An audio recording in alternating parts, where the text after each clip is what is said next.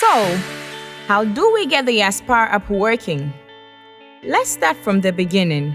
Depending on the device you have, whether PC, iOS or Android, go to your App Store and search for Aspire Professional Consult and click download.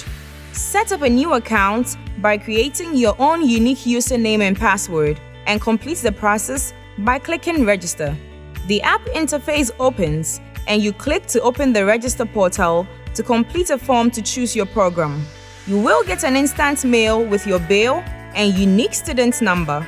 Make payment via Momo using the student ID as a reference and you will be granted access to your subject portal. And that's it!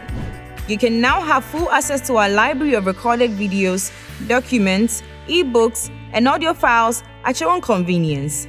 Aspire app also gives you opportunity to receive job alerts, buy books, and book a training all at a go. Aspire mobile app, life made easy.